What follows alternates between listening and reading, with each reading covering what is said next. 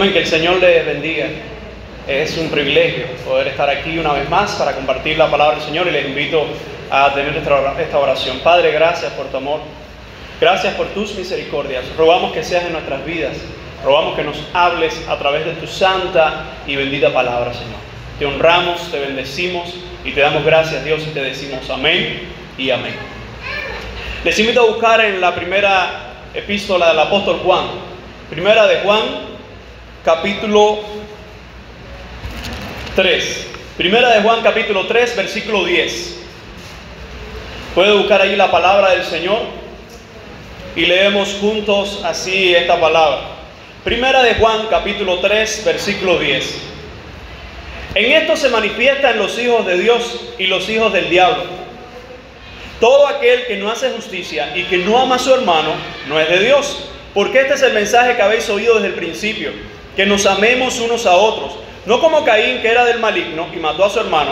¿Y por qué causa le mató? Porque sus obras eran malas y las de su hermano justas. Hermanos míos, no os extrañéis si el mundo os aborrece. Nosotros sabemos que hemos pasado de muerte a vida, en que amamos a los hermanos. El que no ama a su hermano permanece en muerte.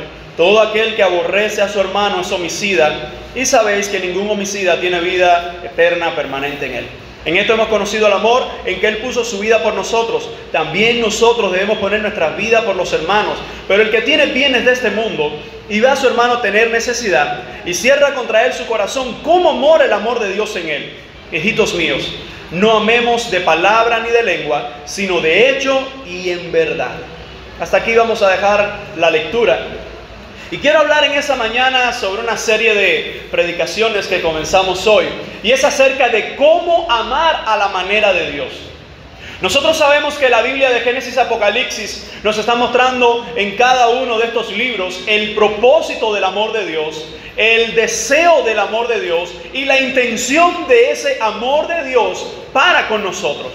Y fíjense, yo creo que este es uno de los pasajes más fáciles de encontrar en la palabra del Señor, más fáciles de leer, incluso de entender, pero de los más difíciles de aplicar.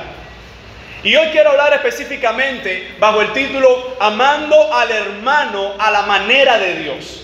Hay muchos cristianos que hablan de amar a los hermanos, incluso cantan de esas canciones, escuchan y hasta hablan del amor a los hermanos, pero aún así algunos de ellos no lo viven. ¿Acaso puede ser uno cristiano y no amar al hermano? ¿O solo amar a aquel que supuestamente lo merece? El Hijo de Dios ama a la manera de Dios, no ama a su manera. No es que usted va a amar al hermano en Cristo como usted entiende que debe amar al hermano en Cristo. Así que quiero proponer 4 ideas básicas sobre cómo amar a los hermanos. Y quien está escribiendo esta carta, interesantemente, es el apóstol Juan, que en su juventud, cuando Cristo le llamó al apostolado, en un momento determinado Juan vio que unos samaritanos se oponían a lo que ellos iban a hacer, preparar aquella cena para el Señor. Y el mismo Juan y su hermano le piden a Cristo que descienda fuego del cielo sobre aquellos samaritanos allí. Dice, y así como lo hizo Elías, Señor, desciende fuego sobre estas personas hoy. Y el Señor les dijo, ay hermanos, ustedes no saben de qué espíritu son. El Hijo no vino para destruir, sino que el Hijo vino para salvar. Así que, hablando de un hombre que en su juventud cometió estos errores, ya ahora esta carta parece ser escrita cuando él era un poco más anciano. Y el apóstol Juan nos va a referir a nosotros el tema de cómo debemos amar a nuestros hermanos en la fe.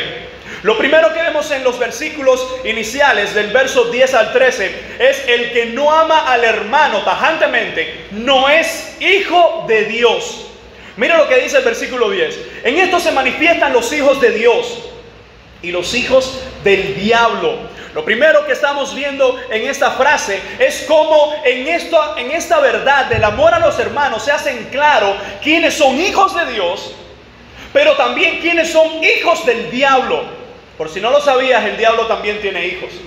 Y a diferencia de los hijos de Dios, que somos creación de Él, que somos lavados y regenerados por la sangre del Cordero, los hijos del diablo son simplemente aquellos que han decidido, al igual que el diablo, siendo el primero, rebelarse contra Dios y permanecer en sus pecados.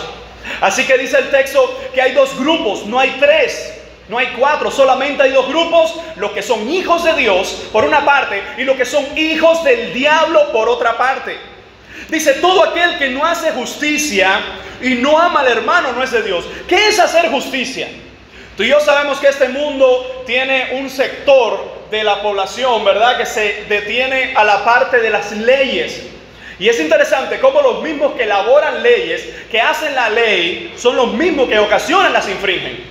Y eso nos muestra a nosotros cómo la ley del hombre caduca, cómo la ley del hombre no es completa, no es perfecta. Ahora, si nosotros vemos lo que Juan está anunciando a esas iglesias, le dice: todo aquel que no hace la justicia. ¿Y qué es hacer justicia? Hacer justicia es hacer todo aquello que Dios demanda, todo aquello que Dios exige por sus atributos de santidad. Así que dice: todo el que no hace justicia y no ama al hermano no es de Dios. Si tú no amas a tu hermano en la fe, si hay alguien de la congregación que tú no sientes amor por él, que tú no te decides actuar en amor hacia él, yo creo que deberías analizarte. La Biblia no está diciendo que te puede dar trabajo amarlo. La Biblia no está diciendo que en ocasiones lo menos que quieres es mostrarle amor. La Biblia está diciendo: el que no ama, el que ha decidido no mostrar ese amor que va más allá que un sentimiento. Este mundo habla mucho de amor, pero es un amor platónico. ¿Cuál es ese amor platónico? Es ese amor que solo se queda en: te amo tanto que iría a la luna, y una vez estando en la luna desde allá te gritaría 1000 veces: te amo preciosa, te amo princesa. Y cuando vienen los problemas se acabó el amor. No, ya esto se acabó el querer. Ese es el amor que promulga este mundo. Mas el amor que está hablando aquí es el amor que viene del mismo Dios. Es el amor que viene del mismo corazón del Señor y es derramado en hombres y mujeres caídos, pero renovados por la sangre de Jesucristo. Y una vez siendo salvos, tenemos un llamado a mostrar amor a los demás. Y fíjense cómo dice Juan: porque este es el mensaje que habéis oído desde el principio. ¿Desde qué principio? Algunos han pensado que está hablando del principio desde la creación, cómo Dios mostró su amor a la creación. Pudiera ser. Otros han pensado que es el principio desde la ley, cuando fue promulgada por Moisés, que habla desde el principio cómo debemos amar a Dios y amar al prójimo. También pudiera ser, pero por la idea que Juan está exponiendo, también pudiera indicar al ministerio de Cristo, cómo vino a ser patente y visible ese amor que se había desarrollado en temas anteriores, en libros anteriores, y cómo el mismo Cristo desde su ministerio hablaba del verdadero amor. Y parece ser que Juan, aunque tuvo un background del Antiguo Testamento hablando de lo que es amor, él está hablando también desde el principio del ministerio de Cristo, cómo exponía el amarse unos a otros. Es un llamado para la iglesia hoy. Y él dice y pone un ejemplo, que después de Génesis capítulo 3, que es cuando entra el pecado a la humanidad, Génesis capítulo 4 va a hablar del primer pecado. ¿Y sabe entre quién fue? El primer pecado después de Adán y Eva fue un pecado entre hermanos, Caín y Abel. Mire cómo dice el texto: no como Caín, que era del maligno y mató a su hermano. Y hace Juan una pregunta: ¿y por qué causa le mató? Recordemos por un momento que si analizamos el acontecimiento en Génesis 4, lo que está ocurriendo es que de alguna manera ha llegado el mensaje a Caín y Abel de que ellos tienen que ofrendar a Dios de lo mucho que Dios le da.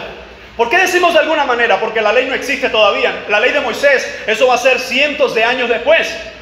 Así que de alguna manera puede ser que a sus padres, Adán y Eva, han enseñado a sus hijos a darle lo mejor a Dios, a vivir por fe para Dios. ¿Y por qué sabemos que era vivir por fe? Porque Hebreos nos va a decir que la ofrenda que ofreció Abel era una ofrenda especial, porque era una ofrenda por fe. Como dice Hebreos 11, por la fe Abel ofreció, ¿verdad? Y dio mejor ofrenda, mejor sacrificio que su hermano Caín. Entonces, cuando vemos estos dos hermanos, uno, dice el texto, si usted lo lee en Génesis, que cuando se habla de la ofrenda de Abel, el texto se dedica a explicarlo más detallado, dándonos eso a entender que era una ofrenda con más requisitos, con más devoción, con más preparación. Mientras que la ofrenda de Caín no habla de ningún detalle, sino que dice: y trajo esta ofrenda al Señor. Cuando vemos esa ofrenda y Hebreos nos alumbra y nos dice que Abel estaba por fe dando lo que tenía al Señor, nosotros podemos entender que más importante que el contenido de la ofrenda es la disposición del corazón del que está ofrendando. Tanto es así que vemos en el Nuevo Testamento una viuda que dio lo que tenía y el Señor la alabó por encima de los demás que estaban dando cientos y cientos por encima de ella. Vemos también en el libro de los Hechos que muchas personas se convertían y traían a los pies de los apóstoles, traían todas sus riquezas y como el Señor los bendecía, mientras hay un matrimonio de Ananías y Zafira que traen de sus riquezas, dan solo una parte, se quedan con la otra y mienten y por mentira el Señor los mató. Así que esto nos enseña a nosotros que más grande que la ofrenda era el corazón del adorador. Más grande que lo que tú le quieres dar a Dios es el corazón que tú le entregas a Dios. Y es la actitud con la que te humillas delante de Dios. Y tanto fue así que cuando Caín vio a su hermano Abel siendo acepto delante de Dios, vino el primer sentimiento de asesinato a la humanidad. Y ¿sabes qué? Que aun cuando vino ese sentimiento de asesinato de Caín por su hermano, el Señor le alertó. Y el Señor le dijo: mira, Caín, el pecado está en la puerta. Cuando se habla de una puerta, tú decides entrar o decides salir. Tú decides si pasar por ahí o si ignorarla. Pero ya el pecado está allí. Y el deseo del pecado está sujeto a ti. Eres tú quien lo desencadenas. Y usted sabe cómo terminó la historia. Hablando Dios con Caín, Caín salió de ahí y le dijo a su hermano: vamos al campo. Y le asesinó. Si nosotros vemos este mensaje del apóstol que está diciendo: no sean como Caín, que él era del maligno y mató a su hermano. ¿Y por qué causa le mató? Dice: porque sus obras eran malas y las de su hermano justas. Es una verdad incondicional que vemos aquí, que cuando hay un justo haciendo cosas que agradan a Dios, hay siempre injustos que se desagradan y que tratan de hacerle la vida imposible a aquellos que le están agradando a Él, al Señor. Y dice: hermanos míos, no os extrañéis si el mundo os aborrece. Esa palabra aborrecer viene del griego miseo, que lo que significa es: si el mundo os odia con gran repugnancia. El mayor motivo por lo que la gente te odia donde tú estás es por el amor que tienes a Jesucristo. Así que el principio acá lo que está diciendo es: ¿cuántos aquí no han sufrido las ignominias o han sufrido, verdad, el precio de ser cristianos en sus trabajos, en sus barrios, en donde quiera que están? Y solo por el simple hecho de ser hijos de Dios hay un mundo que no tiene a Dios y que te odia. Mire, eres bienaventurado, hermano mío, hermana mía, eres bienaventurado cuando por causa del evangelio recibes odio de los hombres. Pero hay muchos que por amar a los hombres o tener la aceptación de los hombres, entonces se vuelven enemigos de Dios. Si yo por mi amor a Dios recibo el odio de los hombres, bienvenido sea. Pero que por amor a los hombres yo no reciba la ira de Dios. Así que el texto nos está hablando en primer lugar cómo el mundo odia a los hijos de Dios. Pero el llamado para nosotros en esta primera parte es que el que no ama a su hermano tajantemente, dice el apóstol, no es hijo de Dios. Si tú no amas a tu hermano en la fe, deberías analizar tu vida.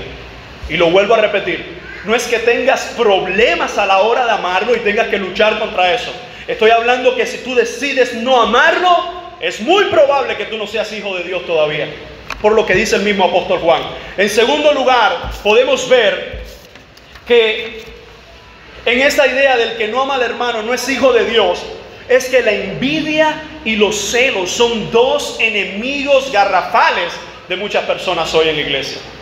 ¿Qué es la envidia? ¿Qué son los celos? Dice: los celos producen el temor de perder lo que poseemos. Esos son los celos. Cuando alguien tiene temor de perder lo que posee. La envidia produce dolor ante el hecho de que otros tengan lo que nosotros no tenemos. Escúchame, cuando ves a tu hermano prosperar, dale gloria a Dios. Cuando ves a tu hermano tener bendiciones, dale gloria a Dios. Si las bendiciones de tu hermano producen dolor en ti, deberías analizar tu vida. Si la bendición que Dios le da a otro hermano en la fe, lo que produce en ti es: ¿y de dónde lo sacó? ¿Y qué hizo? ¿Y de dónde? Mire, si un cristiano está prosperando y la causa de su prosperidad es mentira, es robo, es pecado, ¡ay de él con Dios! Pero si un cristiano está prosperando y la causa de su prosperidad es que tiene la bendición del Padre, es que Dios ha decidido darle diferentes cosas para bendecirlo y tú le estás juzgando, eres tú el que estás pecando. Y así hay muchas personas que cuando ven a un hermano que prospera, se duelen. Y lo que la Biblia nos enseña es que debemos gozarnos con los que se gozan. Pero hay algunos que incluso viendo al impío, a veces es algo, yo creo que natural, que cuando uno ve a un impío que no tiene a Dios prosperar, uno se puede sentir mal. Bueno, Asaf se sentó en esa silla igual que tú, igual que yo. Asaf dice que vio al impío que no tenía a Dios prosperar. Y él dijo, yo miré esto, cómo el impío prospera con creces, gana y obtiene los deseos de su corazón. Y eso fue duro para mí, dice Asaf, hasta que entrando en el santuario de Jehová, dice, entonces comprendí cuál es el fin del impío. El impío puede tener cientos de cosas materiales, pero eso un día va a terminar. El impío puede disfrutar de muchas de estas cosas de la vida, pero eso un día va a terminar. Pero el problema no es que usted vea un impío y se duela. Si usted ve un impío prosperar, déjelo. Siga pidiendo a Dios por su relación con Dios. Si usted ve a un creyente prosperar, déjelo y dele gracias a Dios, porque Dios es quien decide bendecir. El problema está cuando nosotros tenemos temor de perder lo que Dios nos ha dado, o cuando tenemos envidia porque no tenemos lo que Dios le ha dado a otro. Si Dios a otro le dio una cosa y a mí no me la ha dado, Dios es sabio, Dios es justo. Si Dios decide darle cosas a otros hermanos que todavía a mí no han llegado, a su tiempo será. Y si nunca me lo da, tengo que tener la madurez absoluta para saber que Dios sigue siendo Dios. Hermanos, ten cuidado de dolerte con aquellos que es un gozo para algún cristiano. Y ten cuidado de gozarte con aquello que es dolor para otro hermano de la fe. Así que yo creo que por eso es que tajantemente Juan tiene que decir que el que no ama al hermano no es hijo de Dios. En segundo lugar, lo vamos a encontrar en los versos 14 y 15, que el que no ama al hermano permanece en muerte. Dice, nosotros sabemos que hemos pasado de muerte a vida, en que amamos a los hermanos. El que no ama a su hermano permanece en muerte. Todo aquel que aborrece a su hermano es homicida. Y sabéis que ningún homicida tiene vida eterna permanente en él.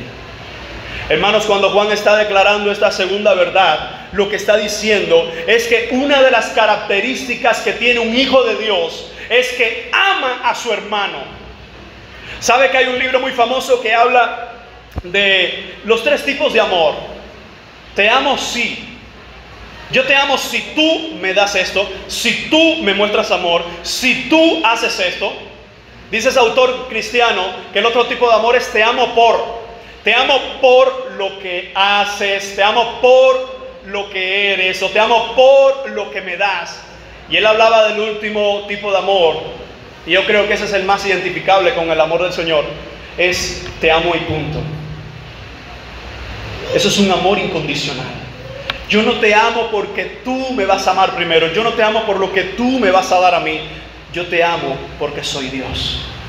Y fíjense cómo decía Juan, dice, el que no ama a su hermano permanece en muerte, permanece en un estado de separación de Dios. Todo aquel que aborrece o que odia a su hermano es un asesino. Quizás usted no tiene ningún asesino público, o usted no es un asesino público, quizás usted nunca le ha dado muerte a nadie, pero en su mente ya tiene un cementerio.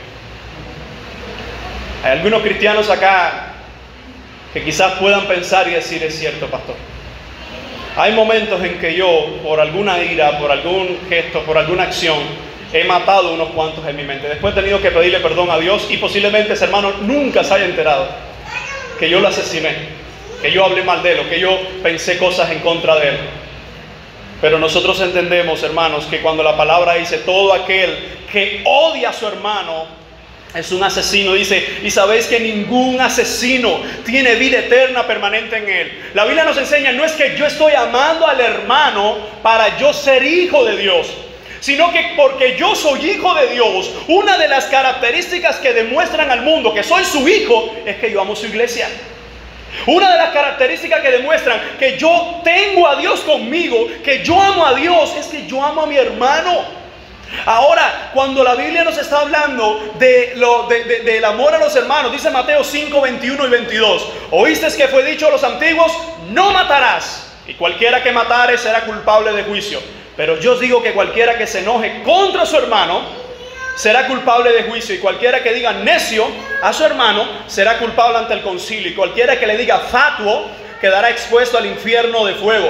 Por tanto, si traes tu ofrenda al altar y allí te acuerdas que tu hermano tiene algo contra ti, deja allí tu ofrenda delante del altar y anda, reconcíliate primero con tu hermano, y entonces ven y presenta tu ofrenda.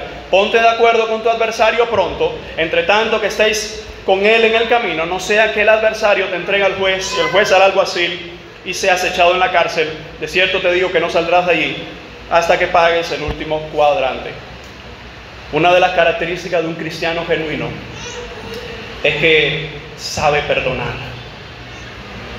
Una de las formas más grandes de decir te amo es perdonando. ¿Le ha costado a usted en ocasiones trabajo perdonar a alguien? Mire la diferencia que tiene cuando Dios perdona, cuando perdona el hombre. Cuando Dios perdona, lo que está haciendo es borrando toda la culpa, toda la maldad y haciendo nueva todas las cosas. Cuando nosotros en ocasiones perdonamos, nosotros estamos borrando la culpa, pero la estamos guardando en un lugar donde no se ha borrado. Tanto es así que alguien te puede hacer una mala acción y tú dices, está bien, te perdono. Pero te vuelve a hacer la misma acción y tú dices, ya esta es la segunda vez. ¿Cómo que la segunda? Entonces la primera no la borraste. Usted se da cuenta, hermano, que perdonar es una de las cosas más difíciles que tiene la humanidad. Y a la vez es una de las cosas que más necesita esta humanidad. Ahora, cuando el apóstol Juan estaba diciendo, nosotros sabemos, hermanos, que hemos pasado de muerte a vida porque amamos a nuestros hermanos. Nosotros entendemos que si usted ha sido perdonado por Dios, si usted ha sido amado por Dios, entonces, solo entonces, podemos mostrar ese amor a otros. La tercera característica o la tercera idea de cómo amar al hermano a la manera de Dios la vamos a encontrar en los versos 16 y 17. Y es que debemos poner nuestras vidas por los hermanos. En esto hemos conocido el amor, en que Él puso su vida por nosotros. También nosotros debemos poner nuestra vida por los hermanos. Pero el que tiene bienes de este mundo y ve a su hermano tener necesidad y cierra contra él su corazón, ¿cómo mora el amor de Dios en él? Yo creo que el apóstol lo que está haciendo es, una vez poniendo la idea de amar a los hermanos y no odiarlos, lo que está haciendo es elevando el nivel de especificidad y de sacrificio en ese amor. Fíjense a dónde pasa ahora el centro o el foco de amar a un hermano, e incluso a poner tu vida por él o por ella. Dice, en esto nosotros hemos conocido el amor, que Cristo, sin preguntarte, sin interrogarte, sin valorar si lo merecías o no, puso su vida, ¿verdad?, por nosotros. Dice, entonces también nosotros, como tenemos un ejemplo de sacrificio, como tenemos un ejemplo, ¿verdad?, único, debemos poner nuestras vidas por los hermanos de la fe. Dice, pero el que tiene bienes de este mundo y ve a su hermano tener necesidad y cierra contra él su corazón, ¿cómo mora el amor de Dios en él? Recuerdo que hace algunos años en un seminario que estudié por allá por Ciudad de Ávila, un pastor brasileño llegó a nosotros y él cantó una canción que es ese himno muy antiguo, oh tu fidelidad. Esa hermosa canción él la cantó en portugués y después de la canción él dio el testimonio. Y él decía que algunos años atrás él y su esposa se habían enterado que tenían una criatura, o que su esposa estaba embarazada. Y por una u otra razón ellos no descubrieron el sexo ni nada hasta el día del parto. Él entró y en ese lugar se podía entrar como muchos otros, y el esposo también estar con la mujer a la hora del parto. Y dice que cuando le traen, era una niña, le dicen, papá, es una niña, pero la niña tiene síndrome de Down. Aquel pastor nos contaba, dice que él tomó a la niña en sus brazos y llorando decía: Señor, gracias por esta niña, gracias por mi pequeña. Pero dándose cuenta que la niña venía con una discapacidad, que venía con este síndrome, él le entrega a la niña a su mamá y él sale, dice que fue a una parte del hospital y allí se tiró a llorar. Y empezó a decir: Dios mío, ¿por qué? Y empezó y lloraba y decía: Señor, ¿por qué? Señor, si yo te he servido toda mi vida, si yo te he amado, he entregado a mi esposa y yo te hemos dado nuestra juventud, te servimos como hijos tuyos, ¿por qué permites que yo pase por esto? Dice que le llevó algunos días y él miraba a su niña tan pequeñita con este problema que sabía que sería de por vida. Y él decía a Dios cada noche llorando: Señor, ¿por qué permitiste esto? Dice que en su corazón sintió una frase: ¿cuánto tú amas a esa niña? Y mientras él peleaba y decía: Señor, pero si yo estoy haciendo esto, volvía la frase a él: ¿cuánto tú amas a esa niña? ¿Cuánto tú amas a esa niña? Hasta él dice que, rajado en llantos, como decimos nosotros los cubanos, empezó a decir: Señor, la amo con todas mis fuerzas.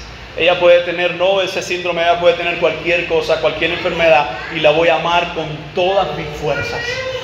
Dice que sintió en su corazón como Dios le decía: así te amo yo a ti. Tú puedes tener muchas cosas en contra, tú puedes tener cualquier discapacidad, puedes tener cualquier cosa, puedes hacer cualquier cosa, y yo voy a mostrar mi amor por ti incondicionalmente. Hermano, cuando tú y yo estamos hablando del amor que tiene Dios por nosotros, nada ni nadie ha podido detener que fluya ese amor hasta nuestras vidas. Nada ni nadie ha podido detener de que el amor que el Padre tenía por nosotros fuera derramado en aquella cruz. Y ahora el apóstol Juan está diciendo: así como hay un ejemplo de un amor real, así como hay un hijo que fue sacrificado por el Padre por amor a la humanidad, así ustedes deben poner su vida por los hermanos. ¿Y saben qué? El mandato es que cada cristiano debe poner su vida por sus hermanos. Y lo que en ocasiones hay en las iglesias es cristianos que están pidiendo la vida de sus hermanos. Hay cristianos que se alegran cuando sus hermanos en la fe cometen errores. Hay cristianos que se duelen cuando sus hermanos en la fe tienen victorias en Jesucristo. Y cuando tú y yo leemos el texto dice: pero el que tiene bienes de este mundo y ve a su hermano tener necesidad y cierra contra él su corazón. ¿Cuántas veces tú has visto a un hermano de la fe que tiene necesidad, lo ves con un solo par de zapatos rotos, o ves a la hermana que trae solo un vestido o solo la misma blusa siempre, y tú rebajas tu casa y abres tu escaparate y no tienes tantos, pero sabes que tienes al menos uno o dos, sabes que tienes algo con lo que le puedes dar? Y por una parte, algo en ti o alguien en ti está diciendo: bendícelo, bendícelo, Dios te ha dado. Pero otra parte en ti está diciendo: te vas a quedar sin nada, las cosas están duras, la cosa está difícil, si da, te quedas después en eso. Pero ¿cuántos de nosotros, y quiero hacer dos preguntas claves con esto, cuántos de nosotros hemos visto esa mano de Dios? Ya sea a fin de mes, usted sabe que a veces el salario cubano no es que llega al fin de mes, es que el mes es muy largo. Pero ¿cuántos de nosotros a veces hemos visto que ha venido alguien y ha dicho: mira, Dios puso en mi corazón darte esto? Y tú sabes que ese alguien vino de parte del mismo Jesucristo. Porque tú dijiste, o tú decías: Señor, ¿y cómo termino el mes? ¿O qué le doy de comer hoy a mis hijos? ¿O con qué puedo terminar esto? Señor, mira, no tengo un par de zapatos. Y ha venido alguien de parte de Dios a bendecir tu vida. Eso es cuando alguien ha escuchado o se ha dejado usar por el Señor y ha dicho: voy a bendecir a fulano. Hay muchos cristianos, en ocasiones alguien me ha dicho: no, pastor, yo no le doy a la gente, o lo pienso mucho, porque a veces yo le he dado algo a una persona y no lo ha valorado. Hermano, cuando tú te quitas algo de ti y se lo das a un hermano de la fe, Dios es el que bendice eso. Si esa persona lo valora y lo acepta de parte de Dios, gloria a Dios, pero ya tú eres bendecido. Pero si esa persona no lo valora o no le da el reconocimiento que tiene, que es una bendición de Dios, allá él. Tú sigues siendo bendecido porque tú estás bendiciendo a otros. Hay un maravilloso pasaje en el Antiguo Testamento que dice que a Jehová presta al que al pobre da, o al que al pobre da, a Jehová presta. ¿Cómo es eso que yo le pueda prestar a Dios? ¿Qué necesita Dios de mí prestado?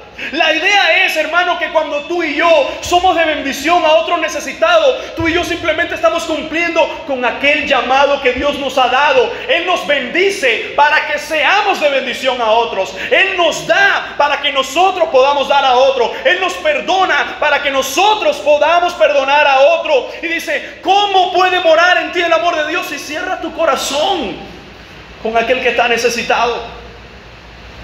Y la otra parte de esto es cuando tú bendices a alguien, ¿quién quieres que lo sepa? ¿Quién es el que tú quieres que lo sepa? Porque hay muchos cristianos que a veces se encargan de dar, pero cuando van a dar a otro, lo tienen que publicar por todo lugar. Aquí ayudando a un necesitado de un pobre, aleluya. Aquí bendiciendo, miren cómo estamos dando, me lo estoy quitando de mi bolsillo. ¿Saben lo que es eso? Un fariseo que lo que está buscando es aprobación de los hombres. Mientras cuando bendigas a un hermano, algunos a veces han dicho, mira, no le digas a nadie que fui yo, porque esa bendición nadie me la va a devolver, esa me la da Dios. Cuando yo tengo en mi corazón la disposición de bendecir a otro, yo comprendo que lo estoy haciendo no porque me sobre, sino porque lo que me está motivando no es lo que tenga o deje de tener, sino lo que otro necesita. Estamos viviendo tiempos donde un muslo de pollo ha subido en el ranking está más caro que la libra esterlina. Pero que lo que Dios nos da, hermanos, de alguna manera u otra podamos decir, Señor, no tengo mucho, pero de lo que tengo, ¿a quién puedo bendecir? Debemos poner nuestra vida por los hermanos. Y en último lugar, para amar al hermano a la manera de Dios, tenemos que amar en hechos y en verdad. Dice el versículo 18: hijitos míos, no amemos de palabra ni de lengua, sino en hecho y en verdad. ¿Acaso está amar a una persona de lengua cuando alguien le dice te amo? Cuando alguien dice te perdono, cuenta conmigo. En realidad eso no está mal.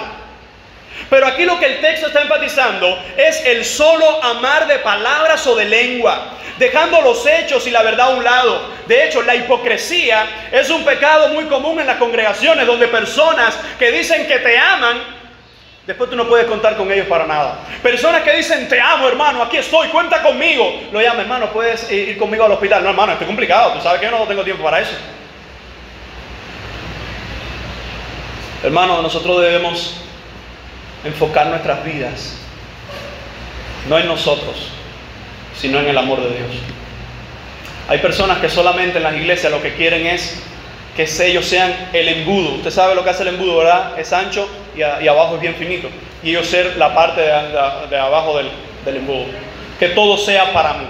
Yo voy al culto para que me bendiga a Dios, para que Dios me dé, para que Dios me hable.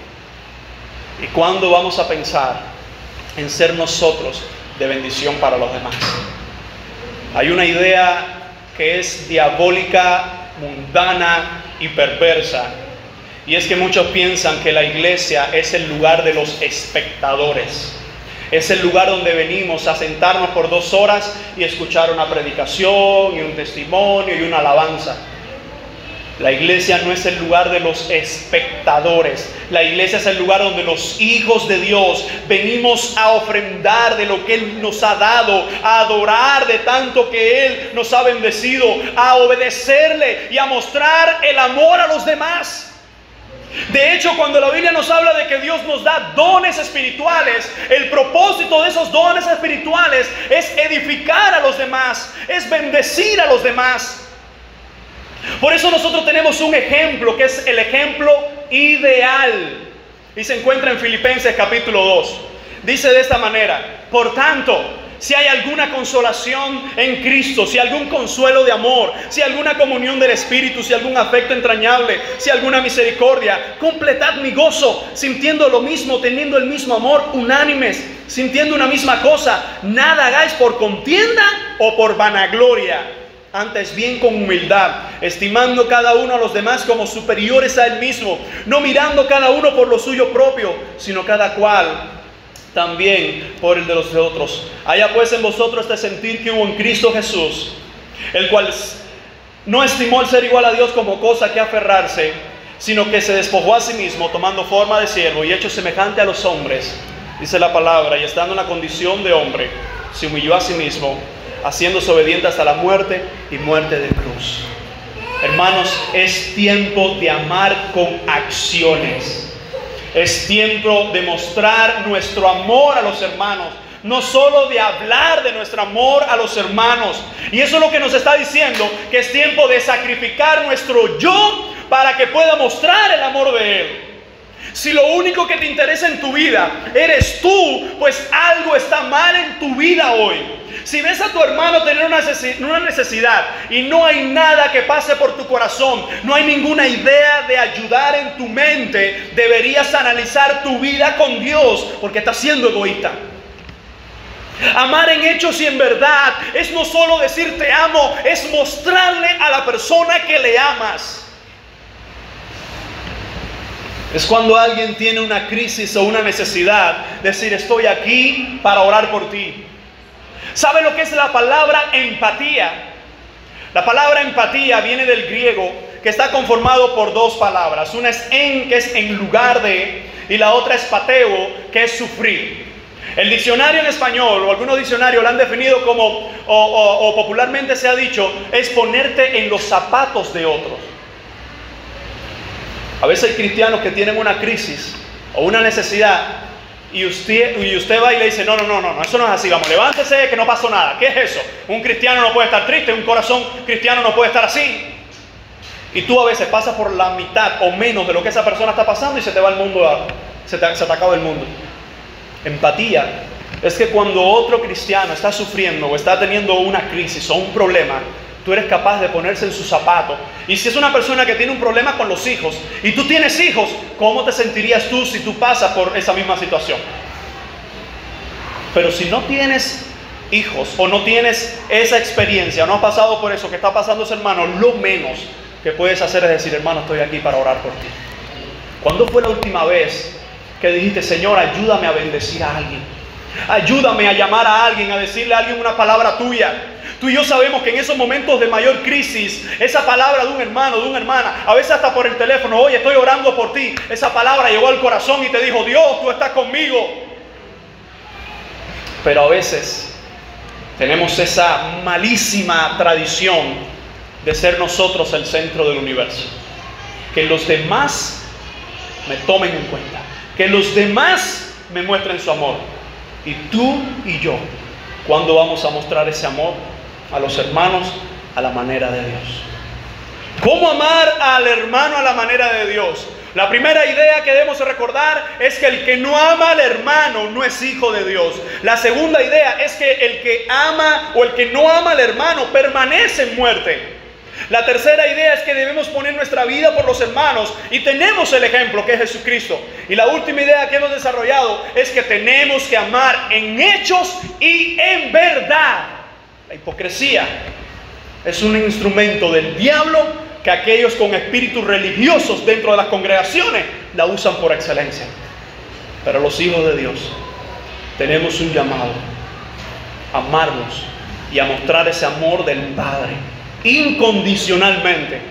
Aquellos que podemos ver que nos aman, que nos muestran el amor, pero también mostrar el amor incondicional a aquellos que en ocasiones no nos muestran ese amor. ¿Amas tú a la manera de Dios a tu hermano? Vamos a orar. Padre, gracias por tu inmenso amor, gracias por tu palabra, gracias Señor por tus misericordias.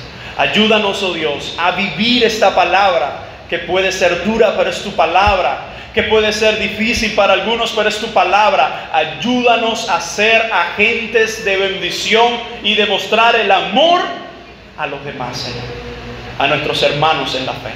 En el nombre de Jesucristo te damos gracias, Dios, y te decimos amén y amén.